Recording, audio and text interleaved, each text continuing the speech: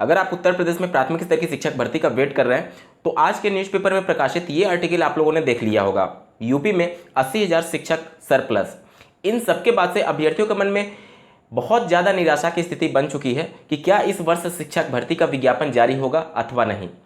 ये जो news article प्रकाशित हुई है इसकी पूरी सच्चाई के और तह तक पहुंचने की कोशिश करेंगे और क्या वाकई में 80,000 शिक्षकों की संख्या अधिक हो गई है या फिर शिक्षकों की कमी है। इस पूरे वीडियो के साथ बने रहिएगा, हम लोग पूरा एनालिसिस करने की कोशिश करेंगे। नमस्कार दोस्तों, मेरा नाम है नीरज और आप देख रहे हैं करियर बिट यूट्यूब चैनल। अगर आप इस चैनल पहली बार विजिट कर रहे हैं तो इसको सब्सक्राइब करते हुए बेल आइकन को प्रेस करना ना भूलें। सबसे पहले तो बात करते हैं कि उस न्यूज़ आर्टिकल को लिखने का स्रोत क्या है। वर्ष 2001 में केंद्र सरकार और राज्य सरकार ने मिलकर के एक योजना बनाई समग्र शिक्षा के नाम से, जिसमें 65% केंद्र सरकार के द्वारा और राज्य सरकार के द्वारा 35% धन मिला करके शिक्षा पर सामूहिक रूप से खर्च किया जाता है और सार्वभौमिकरण शिक्षा के लिए प्रयास किए जाते हैं। उसी के तहत प्रत्येक वर्ष पीएबी की एक बैठक होती है, यानी प्रोजेक्ट अप्रूवल बोर्ड, और यही बैठक 17 जून 2021 को उत्तर प्रदेश के शिक्षा के अधिकारियों और केंद्र सरकार के शिक्षा के अधिकारियों के बीच में हुई थी, जिसका रिपोर्ट जो पब्लिश हुआ वह सितंबर 2021 में पब्लिश हुआ था। और इसी पीएबी की रिपोर्ट के पेज नंबर 13 में सरप्लस टीचर्स के बारे में जानकारी दी गई है। आप स्क्रीन पर देख पा रहे होंगे, surplus teachers at elementary level, there are 79,568 surplus teachers at elementary level. State need to go for a rationalization of teachers to ensure availability of required number of teachers in all schools. PAB की report में 80,000 शिक्षकों के अधिक होने की बात तो कही गई है, लेकिन इसी सरप्लस वाले पॉइंट में एक लाइन ये भी लिखा गया है, to ensure availability of required number of teachers in all schools, और एक शब्द लिखा गया रेशनलाइजेशन ऑफ टीचर्स। एक्चुअली पूरा मामला क्या है इसको आप समझिए। उत्तर प्रदेश में ग्रामीण और शहरी क्षेत्र अलग अलग कैडर है। कहने का मतलब कि ग्रामीण क्षेत्र में जो शिक्षक चयनित होकर के जो नियुक्ति पाएंगे और शहरी क्षेत्र में जो शिक्षक होकर के नियुक्ति पाएंगे, आपस में म्यूचुअल ट्रांसफर नहीं होता था अब तक, लेकिन प्रदेश की राज्य सरकार ने इसे खत्म करने के लिए कानून बनाया है। मतलब कि अब ग्रामीण क्षेत्र के शिक्षकों का शहरी क्षेत्र के शिक्षकों में म्यूचुअल ट्रांसफर हो सकता है। पहले क्या होता था कि यह ट्रांसफ़र नहीं हो सकता था और दोनों कैडर अलग होने की वजह से ग्रामीण क्षेत्रों में शिक्षकों की संख्या सरप्लस थी, लेकिन शहरी क्षेत्रों में शिक्षकों की संख्या कम थी। तो इसी के आधार पर यहाँ पर सूचना दी गई है कि एक कैडर में शिक्षकों की संख्या अधिक है और यहाँ पर वर्ड यूज किया गया रेशनलाइजेशन। अगर आप गूगल में सर्च करेंगे तो रेशनलाइजेशन का मतलब होता है युक्तिकरण, और इसी को और शुद्ध रूप में आप कह सकते हैं पुनः वितरण। मतलब कि केंद्र सरकार ने राज्य सरकार को ये निर्देशित किया था कि आप शिक्षकों का रेशनलाइजेशन करिए, यानी कि उनको युक्तिकरण के तहत उनको सही तरीके से वितरित कीजिए, ताकि जहां पर शिक्षकों की संख्या अधिक है उसको रेशनलाइज करके जहां पर कमी है उसका भरपाई किया जा सके। और इसी में आगे लाइन लिखा गया है, आप स्क्रीन पर देख पा रहे होंगे, to ensure availability of required number of teachers in all school. मतलब कि प्रत्येक स्कूल में शिक्षकों की कितनी संख्या की कमी है इसके बारे में जानकारी प्राप्त करने के लिए ये रेशनलाइजेशन करना चाहिए। स्क्रीन पर आप जो पीएबी की रिपोर्ट देख पा रहे हैं जिसमें सरप्लस टीचर्स के बारे में जिक्र किया गया है, और उसी सरप्लस टीचर्स के पॉइंट के ठीक नीचे वाले पॉइंट को आप ध्यान से पढ़ेंगे तो आपके सभी डाउट क्लियर हो जाएंगे। देखिए लिखा गया है teachers and head teachers vacancy at secondary level.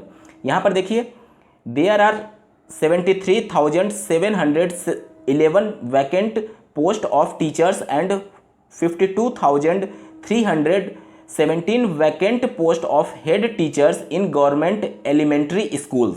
Elementary school किसको बोला जाता है? प्राथमिक विद्यालयों को बोला जाता है। और यहाँ पर बोला जा रहा है कि प्राथमिक विद्यालयों में 73,711 सहायक अध्यापक के पद खाली हैं और 52,317 हेड टीचर्स यानी प्रधानाध्यापकों के पद खाली हैं। उसके जस्ट आगे वाला लाइन आप पढ़िए, which may be filled on priority, मतलब कि जिसे प्रायोरिटी के साथ भरा जा सकता है। ये केंद्र सरकार ने राज्य सरकार को निर्देशित किया था कि जो भी पद खाली है उसको प्रायोरिटी के आधार पर भरिए। इसी पीएबी की रिपोर्ट के पेज नंबर 49 पर आप जाएंगे तो कुछ दिन पहले सोशल मीडिया साइट्स पर इसका स्क्रीनशॉट बहुत तेजी से वायरल हो रहा था, जिसमें यह दावा किया जा रहा था कि कमेटी ने अपनी रिपोर्ट सौंप दी है और 73,711 पद खाली बताए गए हैं प्राथमिक में। ये वही रिपोर्ट है जो कि पीएबी की रिपोर्ट पब्लिश की गई थी, ये कमेटी की रिपोर्ट नहीं है। और यहाँ पर देख सकते हैं, आपको दिखेगा कि टोटल टीचर्स प्राइमरी स्कूल और अपर प्राइमरी स्कूल को मिला करके 73,711 पद खाली बताए गए हैं। और जो हेड टीचर्स हैं उनकी हेडमास्टर यानी प्रधानाध्यापक, उनको प्राइमरी और अपर प्राइमरी मिलाकर के 52,317 पद खाली बताए गए हैं।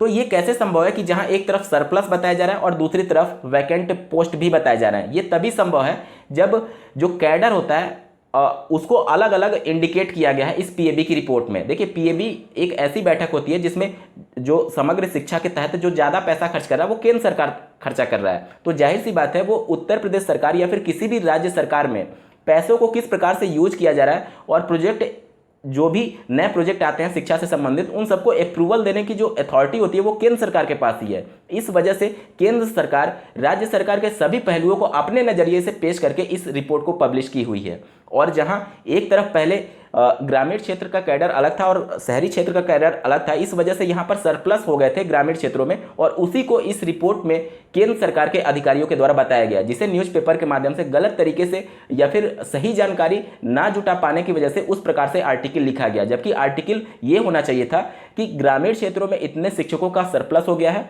और शहरी क्षेत्रों में शिक्षकों की कमी है। इस कैडर को समाप्त करके शिक्षकों को एक्चुअल रिक्वायरमेंट कितनी है इसका पता लगाने के लिए केंद्र सरकार ने राज्य सरकार को कहा था। तो कहीं ना कहीं ये चीज़ों को गलत वे में रिप्रेजेंट किया गया है आर्टिकल में। अब क्यों ऐसा हो रहा है इसके बारे में आप समझिए। न्यूज़पेपर में छपी हुई आर्टिकल लोगों के माइंडसेट को किस प्रकार से बदल सकती है, इसका एक छोटा सा उदाहरण आप स्क्रीन पर देख पा रहे होंगे। हालांकि ये शिक्षक भर्ती से संबंधित मामला नहीं है, लेकिन आपको समझना जरूरी है क्योंकि आप प्रत्येक छोटी खबरों से प्रभावित होते हैं और किस प्रकार से उस प्रभावित होने के मामले को अपने आप को उबार सकते हैं, इसका एक छोटा सा नमूना मैं आप लोगों के सामने प्रस्तुत करना चाहता हूं। स्क्रीन पर अभी आप एक आर्टिकल देख पा रहे होंगे, लखीमपुर में किसानों का उपद्रव 8 की मौत। लखीमपुर की जो दुखद घटना हुई है आप लोग भली भांति परिचित होंगे और इसके बारे में ये न्यूज आर्टिकल एक समाचार पत्र में प्रकाशित हुआ, जिसमें पहली बार प्रथम दृष्टया में आप पढ़ेंगे तो आपको लगेगा कि किसानों के उपद्रव की वजह से 8 लोगों की मौत हुई है। लखीमपुर की घटना को ही एक और न्यूज़पेपर ने इस प्रकार से प्रकाशित किया, आप स्क्रीन पर देख पा रहे होंगे। किसानों को केंद्रीय मंत्री के बेटे की गाड़ी ने कुचला, संघर्ष 8 की मौत। जहां पहला न्यूज़पेपर आपने देखा था कि उसमें केंद्रीय मंत्री के बेटे का जिक्र तक नहीं किया गया था। उस खबर को पढ़ करके आपको लगेगा कि किसानों की गलती थी, उनके उपद्रव की वजह से 8 लोगों की मौत हुई है। और यहाँ पर ये एक्चुअल न्यूज है जो अभी आप स्क्रीन पर देख पा रहे हैं। तो खबरों को किस प्रकार से मैनिपुलेट किया जाता है, और ये लोकतंत्र की सबसे ज़्यादा भयावह स्थिति हो सकती है कि अगर देश की मीडिया सरकार के साथ मिल करके उसके पक्ष में पत्रकारिता करती है तो ये देश का सबसे ज़्यादा दुर्भाग्य होने वाला कंडीशन होता है। अब आते हैं आपके सबसे महत्वपूर्ण प्रश्न पर कि इस वर्ष शिक्षक भर्ती का विज्ञापन जारी होगा या नहीं।